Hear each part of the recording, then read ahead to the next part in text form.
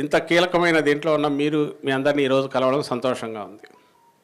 మనకు ఎంత ఘనమైన విజయం అసెంబ్లీ ఎన్నికల్లో దక్కిందో దానికి మించి స్థానిక సంస్థల ఎన్నికల్లో ప్రజలు మనకు పట్టం కట్టారు.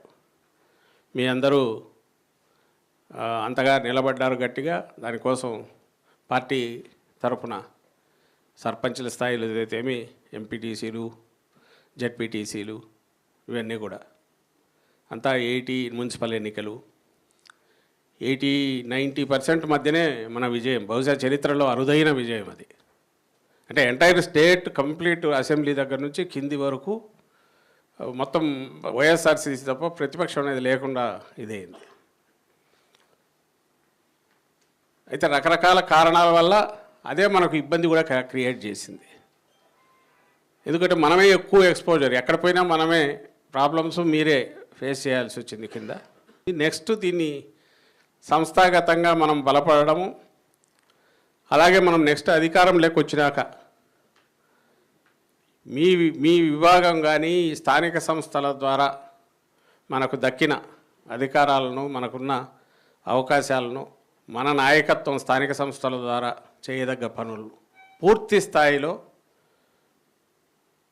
ప్రజలకు ఉపయోగపడే రకంగా, at the same time party కూడా ఉపయోగపడే రకంగా మీ నాయకత్వం మరింత పటిష్టమయ్యేలాగా స్థానిక సంస్థల్లో ఎవరైతే ప్రజాప్రతినిధులు ఉంటారో వాళ్ళు చేసే దిశగానే గట్టిగా ఆలోచనలు సాగుతున్నాయి. అందులో భాగంగానే గతంలో లేని ప్రాముఖ్యత దీనికి ఇవ్వాలనేది అధ్యక్షులు నిర్ణయించారు. పంచాయతీరాజ్ విభాగం ఈ 4 ఏళ్లలో మనం వచ్చే ఎన్నికలు ఎప్పుడు వస్తే అప్పుడు దానికి ప్రిపేర్ కావడంలో, వచ్చిన తర్వాత ఎఫెక్టివ్గా చట్టాన్ని ఉపయోగించుకోవడం, పంచాయతీరాజ్ చట్టాన్ని, అది పార్టీ ఇంతకుముందు అన్నట్టు అది రాష్ట్రానికి ఉపయోగపడాలా, ప్రజలకు ఉపయోగపడాలా, పార్టీ కూడా సంస్థాగతంగా ఉపయోగపడాలా. మీ నాయకత్వం మరింత బలం కావాలా, పరిపుష్టం కావాలా. అటువైపు నుంచి ఎంత గట్టిగా తప్పుడు కేసులు పెట్టో, అక్రమంగా కేసులు పెట్టి వేధించి కక్ష సాధింపు చర్యలో ఈ రెడ్ బుక్ రాజ్యాంగం అని ఒకటి టైటిల్ తీసుకొని వాళ్ళు చేస్తున్న నిరంకుశంగా ఇచ్చేసి వాళ్ళు ఎంత తోసే కొద్దీ అంత బలంగా తన్నుకొని పార్టీ కార్యకర్తలు, నాయకులు మొత్తం కలెక్టివ్గా ముందుకు రావడం. ఏదైతే సంవత్సరం తిరిగేసరికి ఈరోజు ఎన్నికలు జరిపినా, ఎప్పుడు జరిగినా ఏ రకమైన రిజల్ట్ వస్తాయనేది గోడ మీద రాసినట్టు స్పష్టంగా కనిపిస్తోంది. మళ్ళీ థంపింగ్ మెజారిటీతో జగన్మోహన్ రెడ్డి గారు మళ్ళీ ముఖ్యమంత్రి అవుతారనేది ఇట్స్ రైటింగ్ ఆన్ వాల్ అంటారు కదా, కళ్ళ ముందు కనపడుతుంది. కారణం మనందరికీ తెలిసింది. అతను ఏది అమలు చేయాలనుకోని ముందు అనే ఆలోచన కూడా ఉన్నట్లేదు చంద్రబాబు నాయుడుకు ముందు నుంచి. అందుకోసమే ఎంత కావాలంటే అసాధ్యమైన హామీలన్నీ ఇచ్చారు.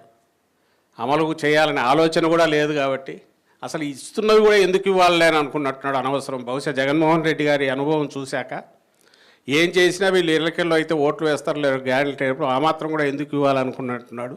నడుస్తున్న పథకాలు కూడా ఆపేశాడు. దీంతోపాటు ఇంకో పక్క అడ్డంగా ఎక్కడ చూసినా దోపిడీ, అవినీతి భయంకరంగా ఉన్నాయి. ఇంకో పక్క నేను ఇంతకుముందు అన్నా అసలు లా అండ్ ఆర్డర్ అనేది లేకుండా పోయింది.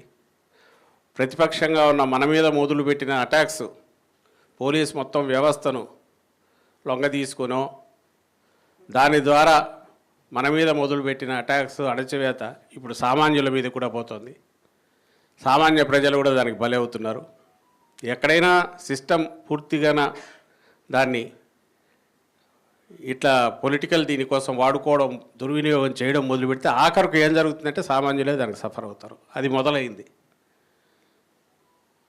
గవర్నెన్స్ అనేది అసలు లేదు. ఇది చాలదని కృష్ణానది, అమరావతి దాన్ని ఇప్పుడు 40,000-50,000 ఎకరాలు చాలా వరకు ఇంకో 40,000 ఎకరాలు దానిల మీద పడుతున్నాడు. అసలు ఈ 1,00,000 ఎకరాలు రియల్ ఎస్టేట్ వ్యాపారం ఏం చేయాలనుకుంటున్నాడో తెలియట్లా. ఆ పేరుతో ఇప్పటికే సంవత్సరంలోనే మీరు అందరూ ఫాలో అయి ఉంటారు. మన అధ్యక్షుడు ఇప్పటికి 2-3 సార్లు ఆయన చెప్పాడు ప్రెస్ కాన్ఫరెన్స్లో.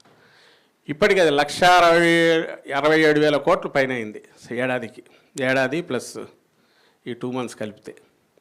సో మీకు ఇచ్చిన బాధ్యతలు ఏదైతే ఉన్నాయో దానికి మించి మీ వ్యక్తిగతంగా మీకున్న శక్తి సామర్థ్యాలను బట్టి మీరు ఎంతవరకైనా పనిచేయచ్చు. ఎందుకంటే అపోజిషన్లో ఉన్నాం కాబట్టి. గవర్నమెంట్లో ఉంటే మోర్ ఈ ఆన్సరబిలిటీ ఎక్కువ ఉంటుంది. ఇప్పుడు ఉండేది పని చేయడానికి స్కోప్ ఎక్కువ ఉంటుంది, ప్రజల సమస్యలు పట్టించుకోవడం ద్వారా. దాని మీద దృష్టి పెట్టాల్సిందిగా కోరుతూ మరోసారి నేను చెప్పనవసరం లేకుండానే ఎక్కడికక్కడ కాన్ఫిడెన్స్ అది వచ్చేసింది. మన 1 ఇయర్లోనే ఆ కసి వచ్చింది. మళ్ళీ ఈసారి వచ్చేస్తాము, రావాలనేది కాకుండా వచ్చేస్తామని ఉంది. అట్లా వచ్చేస్తున్నామని తత్సరం ఇది కాకుండా రావడానికి అవసరమైన ఇదే ఉందో నేను ఇంతకుముందు చెప్పిన కార్యక్రమాల ద్వారా వీటి ద్వారా మన శక్తి సామర్థ్యాలను పూర్తిగా పార్టీ కోసం, జగన్మోహన్ రెడ్డి గారిని మళ్ళీ ముఖ్యమంత్రిగా చేసుకోవడం కోసం వినియోగించాల్సిందిగా కోరుతూ I wish you all the best. Thank you very much.